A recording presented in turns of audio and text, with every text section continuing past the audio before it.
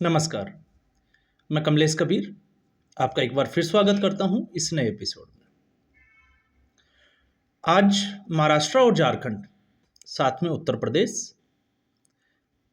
क्योंकि उत्तर प्रदेश इसलिए क्योंकि योगी आदित्यनाथ का गढ़, योगी आदित्यनाथ वहां से मुख्यमंत्री इसलिए। लेकिन महाराष्ट्र और झारखंड, क्योंकि उत्तर प्रदेश में उपचुनाव में किसकी जीत होगी किसकी हार होगी उससे सरकार के ऊपर कोई असर नहीं पड़ने वाला, इसलिए हम महाराष्ट्र और झारखंड की बात कर रहे हैं। आज चुनाव समाप्त हो गए, सबका भविष्य उम्मीदवारों का ईवीएम में बंद हो गया। 23 को जो है वो ईवीएम खुलेगा, कौन हंसेगा कौन रोएगा वो सारा कुछ हम जो है वो 23 को देखेंगे। तो अब एग्जिट पोल आना शुरू हो गए, अलग अलग टीवी चैनल्स के ऊपर जो है वो एग्जिट पोल आ रहे हैं। तो एग्जिट पोल पे बात करने के लिए पहले हम बात करेंगे महाराष्ट्र की और फिर उसके बाद आएंगे झारखंड की, क्योंकि महाराष्ट्र का जो एग्जिट पोल है ये ठीक वैसा ही है जैसा मैंने जो है वो एक दिन पहले जो वीडियो बनाया था, आप उठा के देखिए। उस एक दिन पहले के मतलब परसों के वीडियो में मैंने बात की थी कि महायुति को 175 प्लस सीटें जो है वो मिलने जा रही है और मिल सकती है, ऐसी पूरी संभावना है। और उस वीडियो में हमने बात किया था कि भारतीय जनता पार्टी 115 सीटों के आसपास जा सकती है और महाविकास आघाड़ी डबल डिजिट में रहने वाली है, 3 डिजिट्स में भी नहीं जाने वाली। तो ऑलमोस्ट अगर आप एग्जिट पोल देखोगे तो वो उसके आसपास जाते हुए दिखाई दे रहे हैं। दूसरा, झारखंड में कुछ जो एग्जिट पोल है, जैसे मैंने एक वीडियो बनाया था कल कि झारखंड जो है वो सभी पार्टियों को इस बार जो है वो रुला रहा है, सबकी सांसें फूली हुई है। एक दो एग्जिट पोल जो है वो उसके आसपास ही चल रहे हैं, लेकिन कुछ मीडिया हाउस जो है वो, मुझे लग रहा है, ये मेरा निजी आकलन है, 23 को होगा जो परिणाम में आएगा वो बाद में पता चलेगा। एक चीज जरूर कंफर्म जो है वो नजर आ रही है झारखंड में, वो है कि Bharatiya Janata party single largest party बनने जा रही है, सबसे बड़ी पार्टी होगी।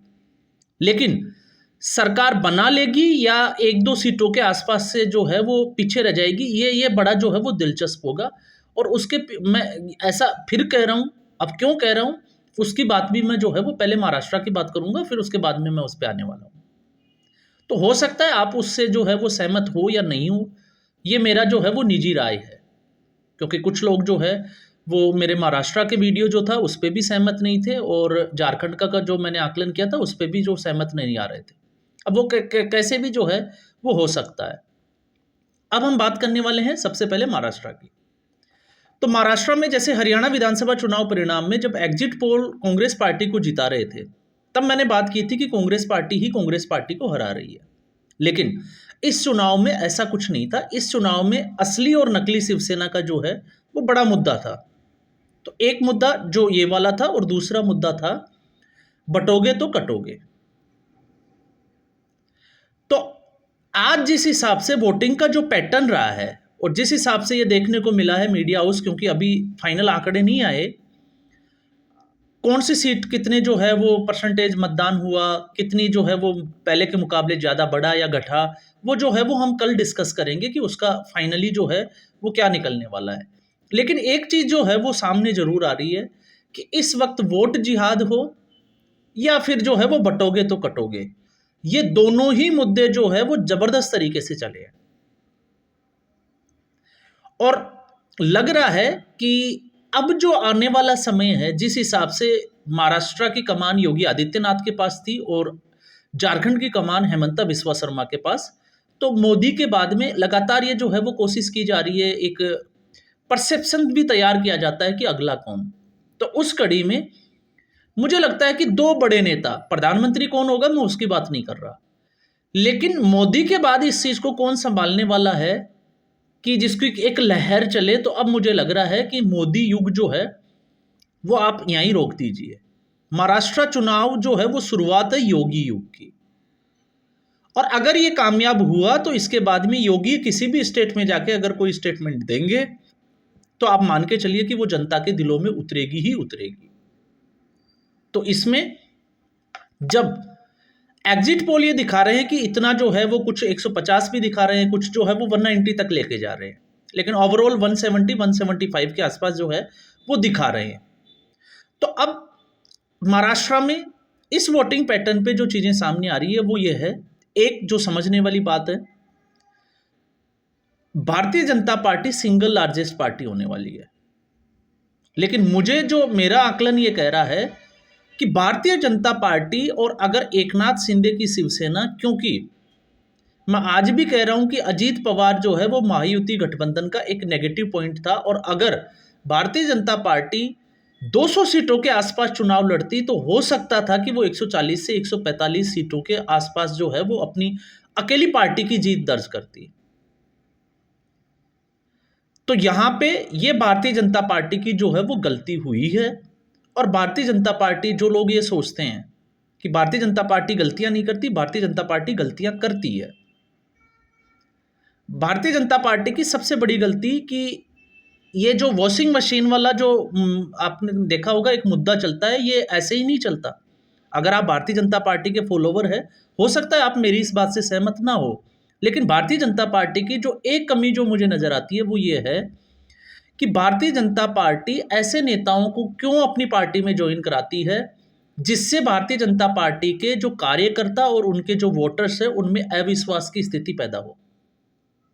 आपने अजीत पवार को कटघरे में खड़ा किया और अजीत पवार आपके साथ आ गया तो वो साफ हो गया। ठीक ऐसे ही देखिए, मैंने एक वीडियो बनाया था कि दिल्ली में जो है वो जिस तरीके से अभी भारतीय जनता पार्टी की काम चल रहा है, तो आम आदमी पार्टी बिल्कुल डरी हुई है।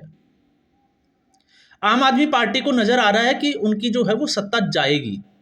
इतना जो है वो अरविंद केजरीवाल के हाव भाव से पता चल रहा है। तो जिस कैलाश गहलोत को आप कटघरे में खड़ा कर रहे थे, उस कैलाश गहलोत को भारतीय जनता पार्टी में लेने की क्या जरूरत थी? मैं फिर जो है वो मैं अपनी बात पे अड़िग हूं कि भारतीय जनता पार्टी सिर्फ और सिर्फ नुपुर शर्मा को ले आती और बोलती कि ये मुख्यमंत्री कैंडिडेट है। इससे ही भारतीय जनता पार्टी जो है वो अपना 50% काम कर चुकी होती। लेकिन भारतीय जनता पार्टी ये गलतियां करती है, उधार की राजनीति करती ही है, चाहे वो पंजाब हो, चाहे दिल्ली हो, या और दूसरा स्टेट हो, प्रदेश हो। तो महायुति का अगर कोई नेगेटिव पॉइंट आएगा तो वो नेगेटिव पॉइंट आएगा कि 10 से 15 सीटें या 20 सीटें जो कम होगी वो होगी अजीत पवार की वजह से। दूसरा, अगर हम जाते हैं महाविकास अघाड़ी में, तो महाविकास अघाड़ी जो है वो इतना पीछे क्यों है? क्योंकि 1 महीने पहले तक महाविकास अघाड़ी जो है वो हरियाणा विधानसभा चुनाव परिणाम से पहले तक बहुत आगे था, और इतना आगे था कि ये उम्मीद लगाई जा रही थी कि हरियाणा के बाद में महाराष्ट्र में भारतीय जनता पार्टी जो है वो साफ हो जाएगी, जिस तरीके से लोकसभा चुनाव में हुआ। लेकिन हरियाणा के विधानसभा चुनाव परिणाम ने जो है वो माहौल को बदला। और फिर उसके बाद में जिस तरीके से, क्योंकि अभी भी मैं कल और परसों कुछ चैनल्स को देख रहा था जिसमें दलाल पत्रकार जिनको बोलता हूं, आप उनकी बेईमानी देखिए, आप उनके आंकलन की, कि वो ये कहते हैं कि महाराष्ट्र में, क्योंकि जब वो ये कहते हैं कि योगी के बटोगे और कटोगे से उनको तो आपत्ति है ही, वो तो आपके और मुझे भी समझ में आती है, लेकिन जब पंकजा मुंडे और अजीत पवार जो है वो ये बोल दें कि योगी आदित्यनाथ का ये नारा यहाँ पे महाराष्ट्र में नहीं चलेगा, तो इनको जो ना बूस्ट मिल जाता है। और बूस्ट, वो परिणाम आते हैं, भ्रष्ट हो जाते हैं, वो अलग बात है, लेकिन बूस्ट मिल जाता है। तो ये लोग बोलते हैं कि महाराष्ट्र में जो है वो हिंदुओं का इकट्ठा करने वाला ये नारा जो है वो चलेगा नहीं। तो आप सोच के देखिए, अगर ये नारा महाराष्ट्र में नहीं चलेगा तो फिर चलेगा कहाँ पे? क्योंकि महाराष्ट्र आरएसएस का गढ़ माना जाता है। महाराष्ट्र में मराठा, हिंद स्वराज, आप देखिए शिवाजी से लेके आप इतिहास उठा के देखिए, तो अगर महाराष्ट्र में ये काम नहीं करेगा तो फिर करेगा कहाँ?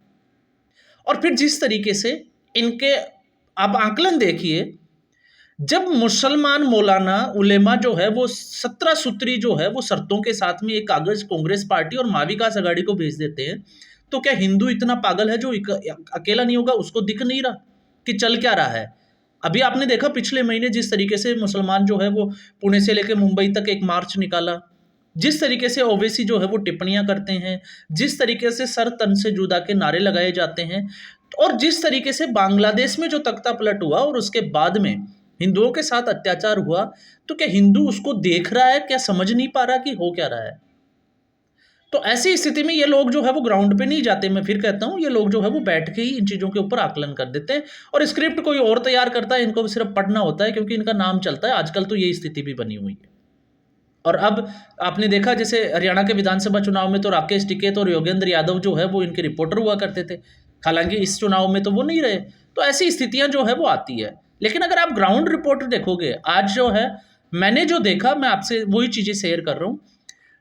जब लोग वोट करके आ रहे हैं और उनसे पूछा जा रहा है, मैं दोनों कम्युनिटी की बात कर रहा हूँ, और दोनों कम्युनिटी में जब कोई भी हिंदू वोटर, जैन या कोई और जो धर्म से आ रहा है, वो आप उससे पूछिए तो वो सीधा बोलेंगे कि विकास का मॉडल, या तो उन्होंने विकास के मुद्दे पर वोट किया है, और जब विकास का नाम आता है तो कौन सी पार्टी जहन में आती है वो आप सबको पता है, या फिर उनका जो है वो सीधा सीधा धर्म के नाम पे।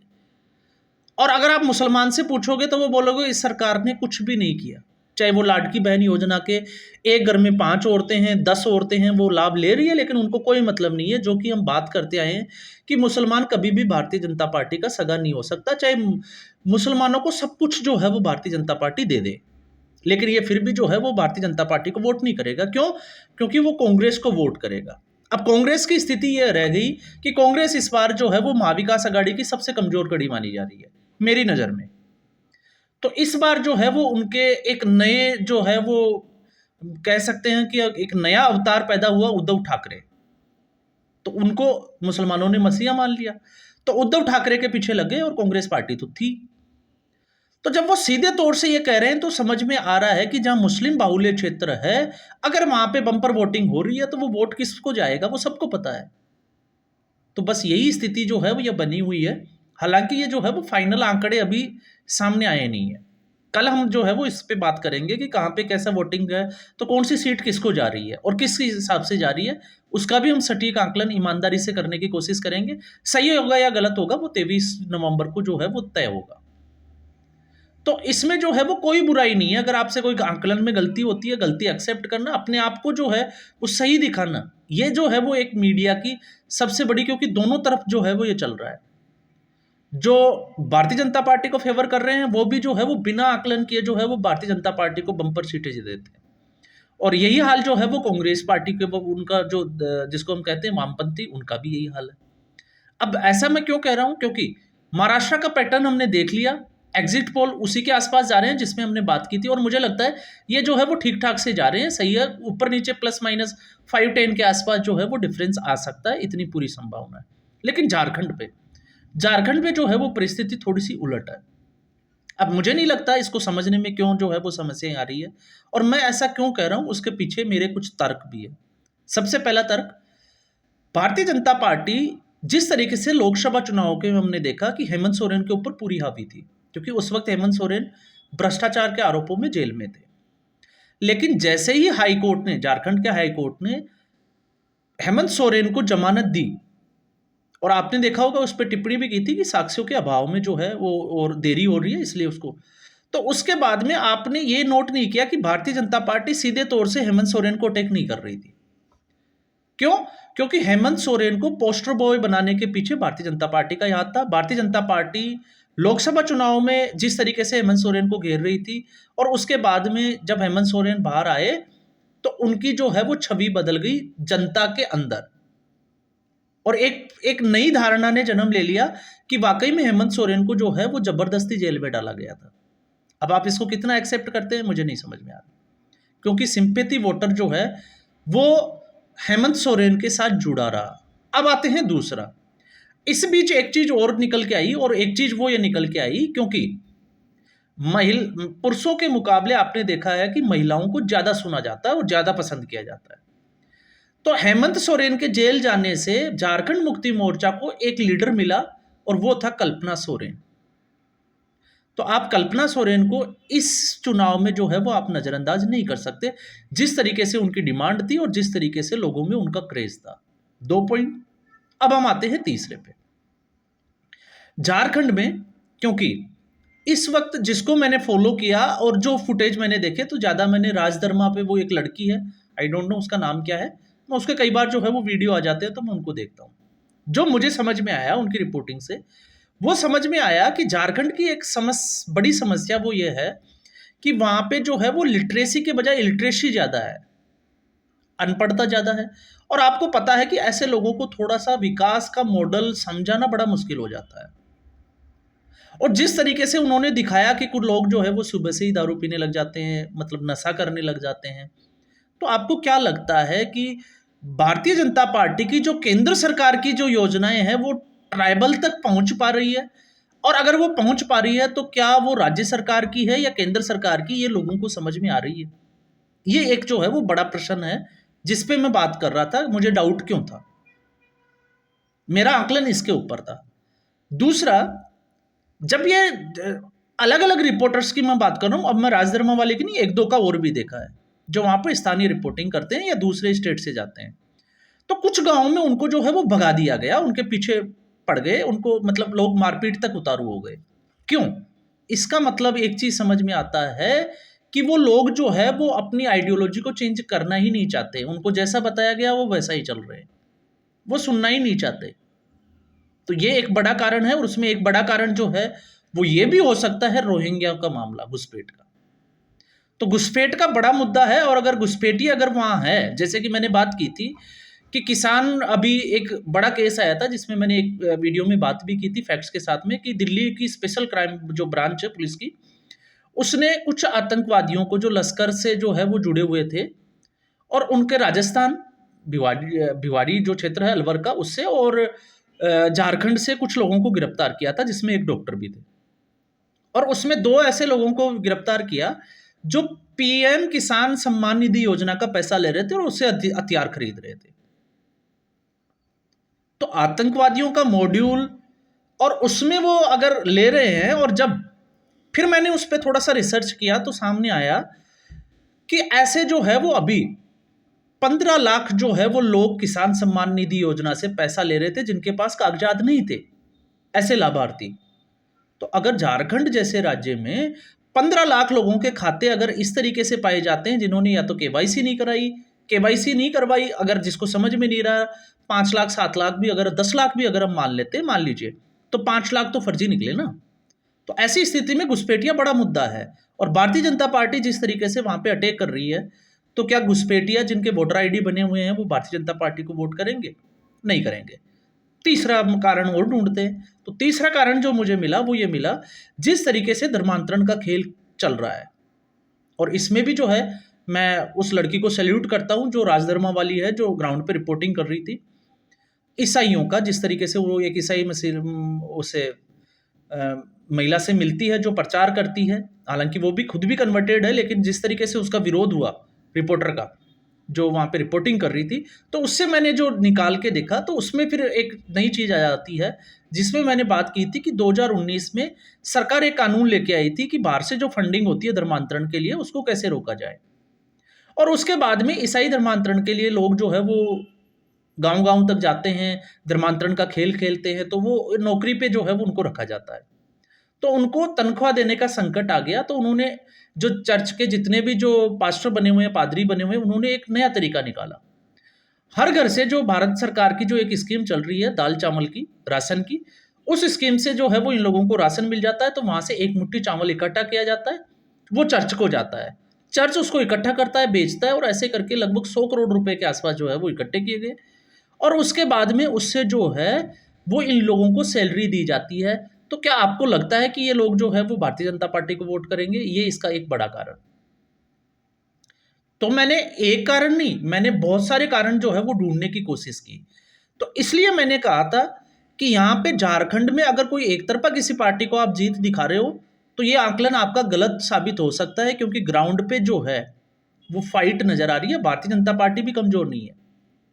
हाँ, कुछ सीटों पे जो 10 से 12 सीटों पे जिनकी मैंने बात की थी, जयराम महतो, और जयराम महतो की जो पार्टी जहां पे चुनाव लड़ रही है, क्योंकि 2 सीटों पे तो वो खुद ही लड़ रहे हैं, मैंने पिछले वीडियो में भी बात की थी, तो ऐसी स्थिति में वहां पे जो मुकाबला है वो ट्रायंगल हो जाता है, त्रिकोणीय मुकाबला हो जाता है, और उस स्थिति में भारतीय जनता पार्टी को एक एज मिलता है, क्योंकि भारतीय जनता पार्टी जिस तरीके से रोटी माटी और बेटी के मुद्दों पे काम कर रही थी, तो उसका एक और वोटर जो है वो वहां पे है, और फायर ब्रांड नेता को भारतीय जनता पार्टी ने उतारा, क्योंकि भारतीय जनता पार्टी ने लोकसभा चुनाव में गलतियां करी थी। गलतियां ये थी कि वो हिंदुत्व के रास्ते से थोड़ा सा भटक के सॉफ्ट की तरफ चली गई थी। लेकिन अगर भारतीय जनता पार्टी हार्डकोर हिंदुत्व की बात करेगी इस तरीके से, तो आपको पता है कि हिंदू जो है वो कंसोलिडेट होगा, एक जगह एकजुट होगा, और उसका फायदा भारतीय जनता पार्टी को होगा। तो ऐसी स्थिति में भारतीय जनता पार्टी को मैं उन 10 सीटों पे एज दे रहा था कि वहां पे जो है वो भारतीय जनता पार्टी को फायदा नजर आ रहा है। और उस स्थिति में अगर झारखंड मुक्ति मोर्चा की दूसरे जो 28 सीटों पे जो चुनाव, सॉरी 38 सीटों पे चुनाव हुआ, जिसमें से 2019 का जो चुनाव था जिसमें 23 के आसपास जो है वो झारखंड मुक्ति मोर्चा ने और 14 के आसपास एनडीए को सीटें मिली थी। तो यहाँ पे मुझे झारखंड मुक्ति मोर्चा की सीटें थोड़ी कम होती हुई नजर आ रही थी, 4-5। इस वजह से मैंने जो है वो एनडीए को 5 सीटें एक्स्ट्रा दी। तो मुझे लगा कि यहाँ पे फाइट जो है वो टाइट है, और इस फाइट में बहुत आप देखिएगा जब चुनाव परिणाम आएगा। अब मुझे नहीं पता मैं कितना सही हूँ या कितना गलत है, लेकिन मुझे जो नज़र आ रहा है कि जिस दिन फाइनल आपका वो परिणाम आएगा, उस वक्त आप देखिएगा कि लगभग जब 11-12 बजे तक हम देखते हैं कि परिणाम के दिन तस्वीर साफ होने लग जाती है। झारखंड की तस्वीर मुझे नहीं लगता कि वहाँ पे साफ होगी, वहाँ पे लोगों की सांसें फूलेगी। महाराष्ट्र का परिणाम अलग चलेगा। महाराष्ट्र क्लियर कट है, जहाँ मुस्लिम बाहुल्य क्षेत्र है वहाँ एक तरफा जाएगा, और जहाँ पे मुस्लिम नहीं है, माइनॉरिटी में है, तो वहाँ पे बटोगे तो कटोगे काम करेगा। ये साफ साफ नज़र आता है कुछ सीटों को देख छोड़ के। बाकी हम जो है वो डिस्कस करेंगे उसके आंकड़े आने के बाद में। लेकिन झारखंड की स्थिति पे मैंने जो बात की वो मुझे जो है वो दिखाई दे रहा है, और बाकी जो है वो कल तक आपको पास पूरा डेटा जो है वो आ ही जाएगा, आपको पता ही है। और बहुत सारे जो है वो सोशल मीडिया पे अच्छे अच्छे राजनीतिक विश्लेषक है, वो अपना विश्लेषण लेके आएंगे। फिर ये लोग भी आएंगे, इनकी भी हम स्टडी करेंगे कि वो धरातल पे जो है वो किन मुद्दों पे बात करने वाले हैं। तो मुझे लगता है कि इस बार एग्जिट पोल महाराष्ट्र का तो ज़्यादा उलटफेर होने की संभावना नहीं है, लेकिन झारखंड में जो है वो मुझे थोड़ा सा लग रहा है कि एग्जिट पोल गलत साबित हो सकता है, एक दो को छोड़ के, क्योंकि एक दो जो है वो ठीक ठाक सा जो मुझे लगा वो दिखा रहे हैं। तो आज के एपिसोड में बस इतना ही। उम्मीद करूंगा ये वीडियो एपिसोड आपको पसंद आया होगा। वीडियो को लाइक करें, शेयर करें, चैनल जरूर सब्सक्राइब करें। धन्यवाद।